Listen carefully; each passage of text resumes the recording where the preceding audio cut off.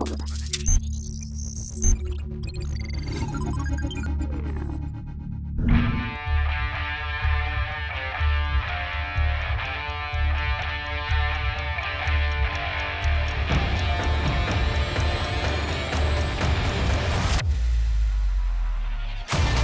told you what I think of the new Maruti Suzuki Ignis overall, but now time for me to tell you how it drives.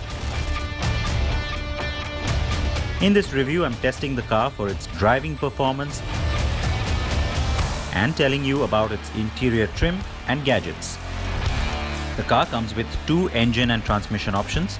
I drove the manual diesel in top-end Alpha trim first. The car is zippy and has a generous amount of torque available to you. The 1.3 diesel has max power of 73 bhp and a peak torque of 190 Nm. Claimed mileage on the diesel is a whopping 26.8 km per litre, while peak torque may kick in at about 2000 rpm. Almost 70% is available much lower in the band, allowing for great city driving. The Ignis has truly surprised me with its European car-like handling and ride. While the car sits on Suzuki's 5th generation A+ platform and is not as wide as the Baleno, which uses the 5th generation B platform, it still comes across as more planted, and this is also despite the tall boy stance. The ride is not too soft and yet glides over potholes and rough broken surfaces with ease. Truly impressive.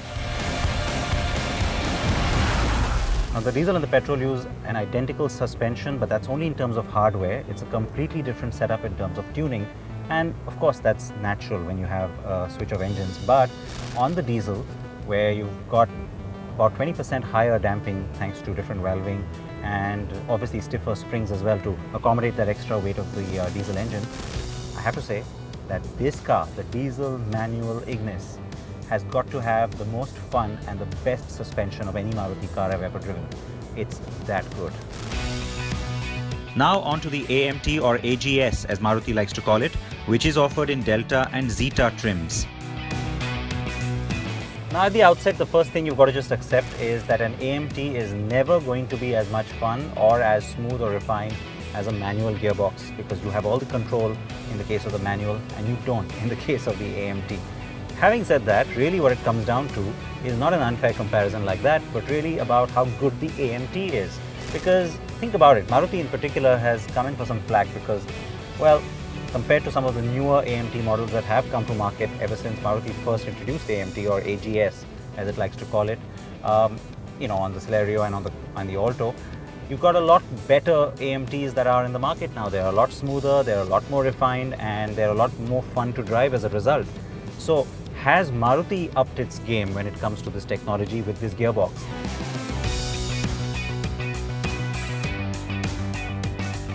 And for that, the answer is a resounding yes, because not only is the car a lot smoother and more fun to drive, the lurches that you feel with the gear changes are not as bad, and you've also got the manual mode, which is again a lot more satisfying because especially on the downshift, the car picks it up really quickly. There isn't a single little jerk and you instantly get that extra power that you're looking for when you're trying to downshift and quickly get the car moving.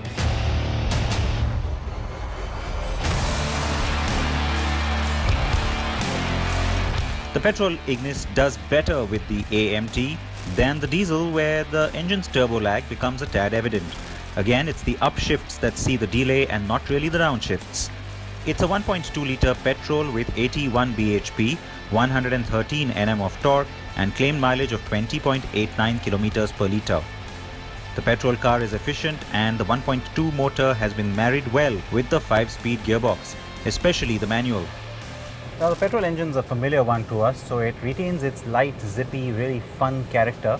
So it makes the car a good city runabout, but the only thing you miss is that ample growly torque that you have on the diesel. Having said that, it's a very generous amount of torque that even the petrol will throw out at you, so you don't have frequent gear changes that are required, which is a good thing. But yeah, if I have to pick one, I have to say the manual diesel. That's the fun one out of the whole bunch.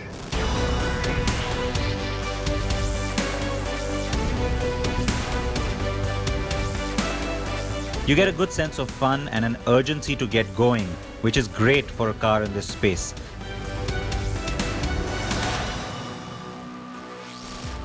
The part that annoys me though is the lack of a telescopic steering. It's only height adjustable, but the height adjustable driver's seat helps. That seat though is only available in the top spec Alpha variant, and so the AMT doesn't have that.